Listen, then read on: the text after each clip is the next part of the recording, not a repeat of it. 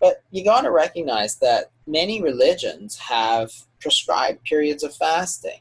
So if you look at Catholicism during Lent, for example, if you look at Ramadan and the Muslim faith, if you look at Buddhists, for example, Hindus, Mormons, almost any religion, the reason it's a lot easier for them is because they're all doing it as a group. So if you're doing a month of fasting, or it's Lent and you're supposed to fast, or if you're part of the Greek Orthodox Church, well, all of your friends and family are fasting too. So one, if you have any problems, they can help you. Like, they can make sure you're staying well hydrated and all this sort of stuff. But they're not like cooking a big meal in front of you while you're supposed to be fasting. Everybody's doing it together, so it's just a lot easier. So that's the sort of group support that is actually very, very important in any type of behavioral change. And we know that from groups such as, say, Weight Watchers, which their diet is okay, but the secret sauce, if you will, is the group support. Same as Alcoholics Anonymous. They know very well what you have to do, abstain from alcohol. Not that difficult. But the secret sauce is that group support that they get from each other. And I don't know why we don't provide it for each other, but because fasting is relatively new and there's still a lot of myths and misconceptions around the fact that, you have to eat 10 times a day and so on. People don't get the help that they need in order to be successful. And there's other things like, people, for example, to help with this hunger and so on. So you can use tea, for example, green tea, which has this thing called the catechin, which is that they have antioxidants, but they have this thing called catechins. And it's been shown that there's a small appetite suppressing effect as well with something as simple as green tea, which you can buy anywhere. Or there's a fasting tea, for example, which is a special cold brewed tea that you can use, and it may help with the hunger, for example. So these sort of things, which are simple and relatively inexpensive, can help people, but you're not going to know about it unless you sort of are talking to people about it. And because it's so new, it's hard for people. And that's what we're trying to provide, is sort of support for the fasting. But there's also free groups like Facebook groups and so on. There's a ton of information out there. If you dig a little bit, you probably, and if you put a little work into it, you could probably find all the information for free. It's all out there. Everything is out there for free these days, right? Yeah, especially on YouTube. So the benefits of fasting go beyond weight loss, right? Yeah, so there's a lot of very interesting sort of benefits to fasting. And one of the most obvious, of course, is weight loss and also treatment of type 2 diabetes. So we do it a lot to reverse type 2 diabetes. And again, not very difficult. If you don't eat, your blood sugars will come down because your body is burning it off. If your blood sugars come down, you don't need to take your medications. So we reverse a lot of people's type 2 diabetes. But beyond that, there's other benefits. So people find, for example, that their concentration improves. They're able to do more because their mental abilities may improve with that. And people think, oh, that's strange because I thought it was the opposite. It's like, well, it's not. Think about a time where you ate a huge meal like Thanksgiving. Were you really, really mentally sharp, or were you just sort of lying in front of the TV watching football? And it's like, well, it's probably the latter. People who don't eat actually may have increased mental abilities, because you have to understand that when insulin falls, like when you fast, insulin falls, but other hormones go up. These are the so-called counter-regulatory hormones. And two important ones. One is noradrenaline. So it actually increases the amount of energy that goes into your system. So if you look at your metabolic rate, everybody says, well, you're going to go into starvation mode. That's not what happens, because as your noradrenaline goes up, your metabolic rate is maintained. So if you measure the amount of calories somebody is burning at the start of a 4-day fast, so after 4 days of not eating, they're actually burning 10% more calories than when they started.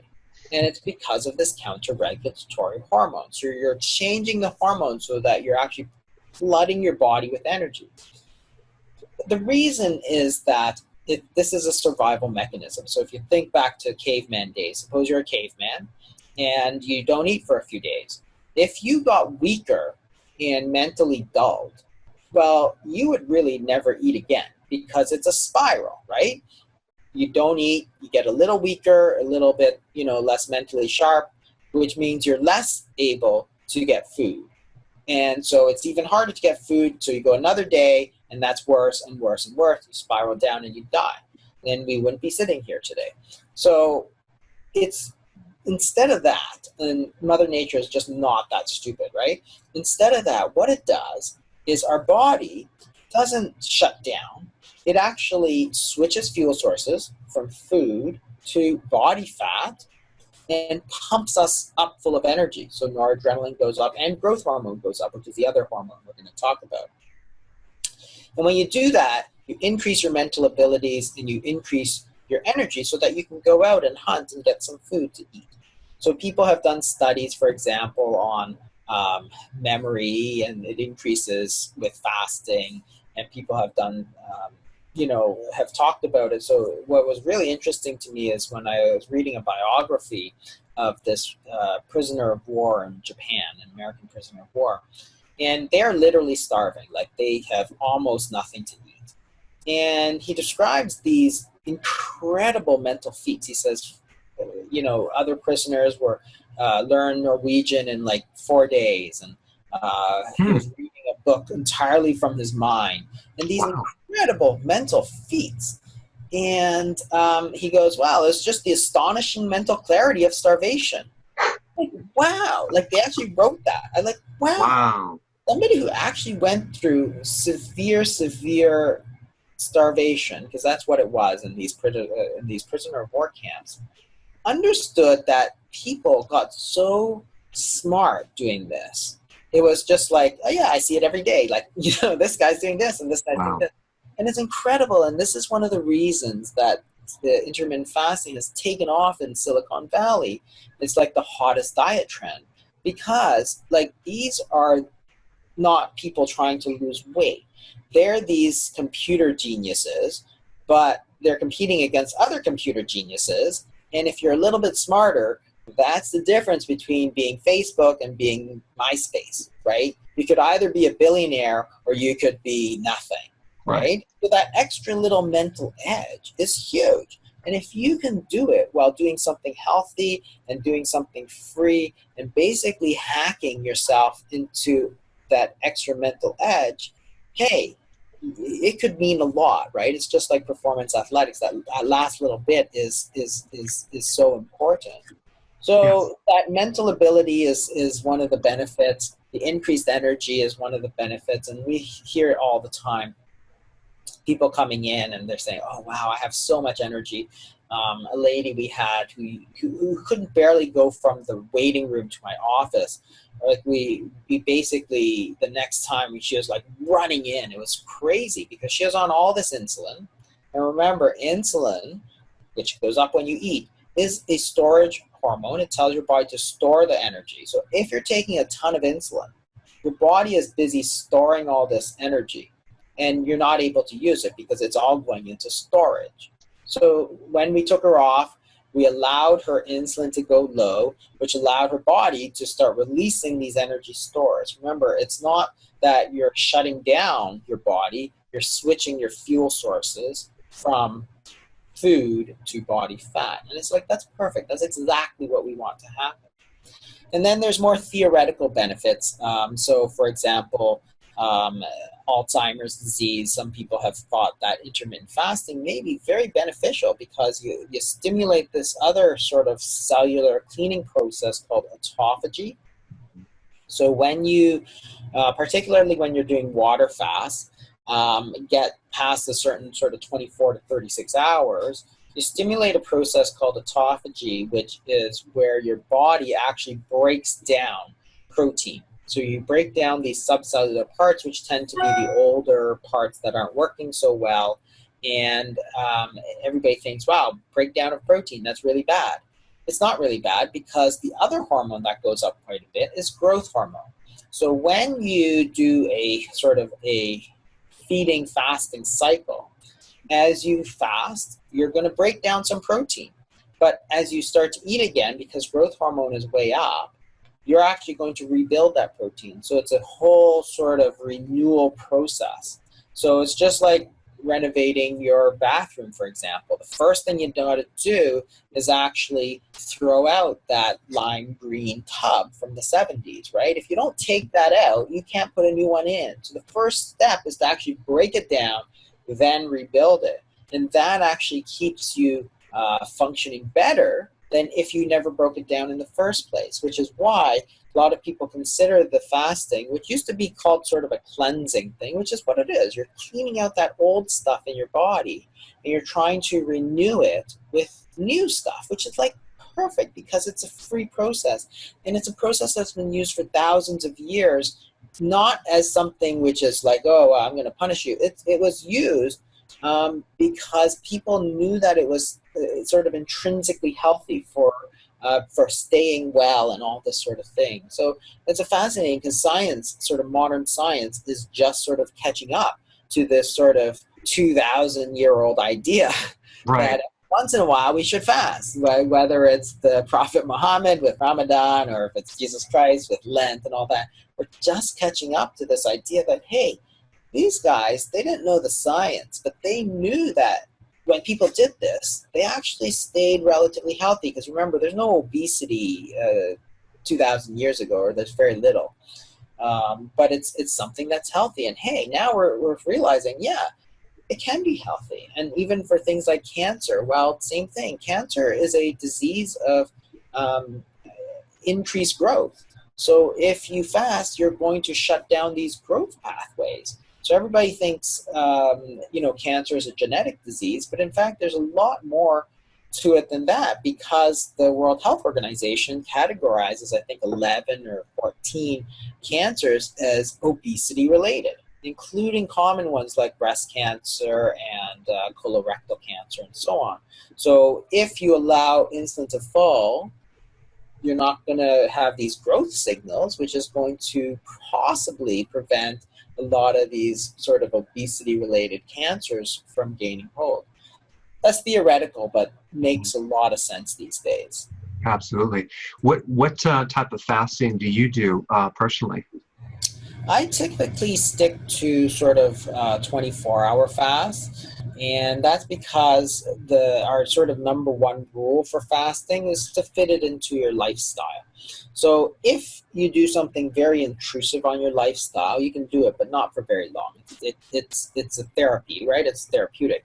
So I had one fellow who used to fast, and so he used to get together with his friends every so often to meet and chat, and he'd stop doing that because it's like, no. That's not the point. The point is to fit it in where you can, but do everything you normally do. Because again, having friends is very important. I mean, going out and celebrating is very important. So you have to find something that you're going to be able to stick to. So doing something like a 3 or 5 day fast is very intrusive, because if I don't do it, like I usually have dinner with my family most nights. So I can do that, but it's hard. If you're fasting, everybody's eating, you're not eating, it's hard.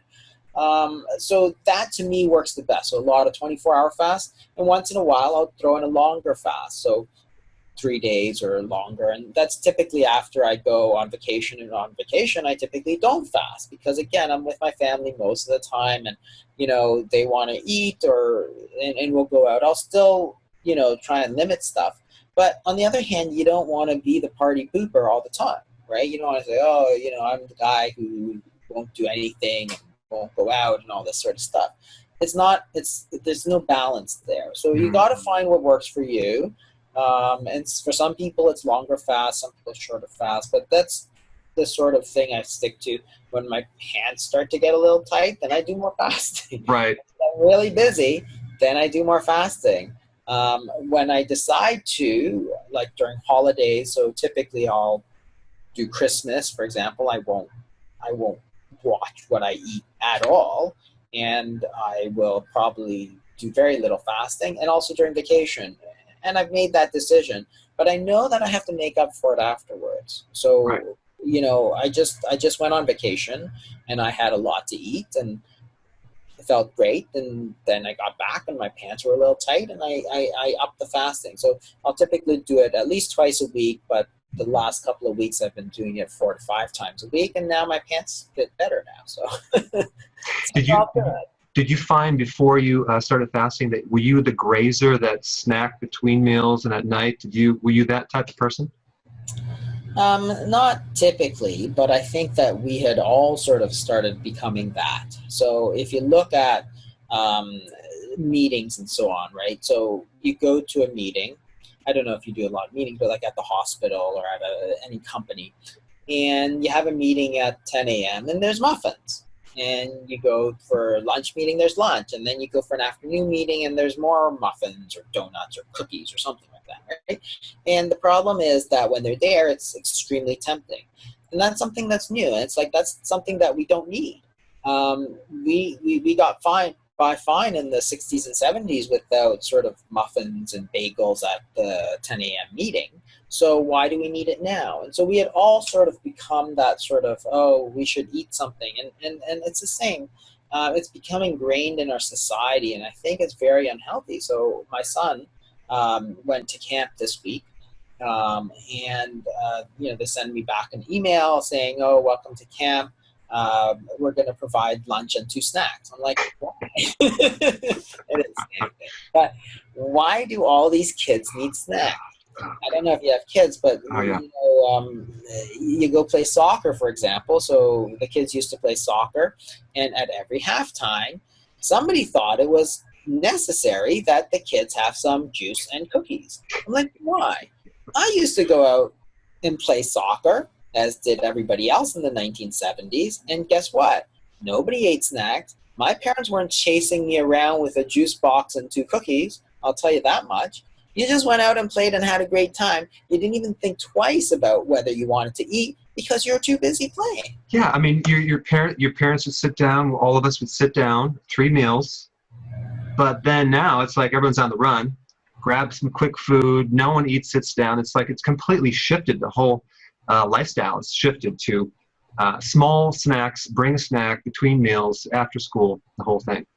Exactly. And there's nothing wrong. I mean, we're not going to change the fact that people are going to be on the run all the time, but changing the sort of snacking habit and making sure that you have a proper fast. Because remember, the very word breakfast means you have to fast. It's a meal that breaks your fast. If you're not fasting, you can't break it. So therefore, you should be like 10 or 12 hours. Like you should finish dinner and then not eat anything until breakfast. There's no need for an evening snack. There just isn't. And you don't need to have that. So even if you are on the run because you're going to this and that and this and that, you can still eat 3 meals a day and not snack. But there has to be this recognition that, hey, snacking is actually pretty fattening, which is probably what your grandmother would have told you. Now we've gone from, oh, snacking is fattening to snacking is super healthy. That's why we're ordering muffins for our meeting. It's like, no, we should get rid of that. You can have coffee, but don't order the plate of muffins. Don't order the plate of cookies. Don't order anything. You've gone to medical conferences. They're the worst. Even the obesity conferences. You go there. What do you get? You get breakfast at 10:30. You come out, and there's a full spread of banana loaves and muffins and cookies. Then it's like, yeah, because you only ate breakfast like an hour and a half ago, and you're going to eat lunch in an hour and a half. Like, obviously, you need a muffin in between, right? It's like, come on. And then you have your lunch, and then at 2:30 at the afternoon break, guess what? Another full spread of granola bar. Every single medical conference is the same, right? Oh my God, it's like terrible. But again, when you see it over and over again, when you're exposed to it in your school, you think that it's normal and you think that that's healthy. It's not. It's completely new to this sort of generation. And guess what? They're not better for it. They're much worse for it. Incredible. Wow. Well, thank you so much for your time and your input. This data was extremely valuable. People are going to get a lot out of it. And hey, guys, I'm going to put some links down below. Check out his website, his programs, his books. It's extremely valuable. Well, thank you so much, Doc. And we'll talk to you soon. All right. Thanks, Eric.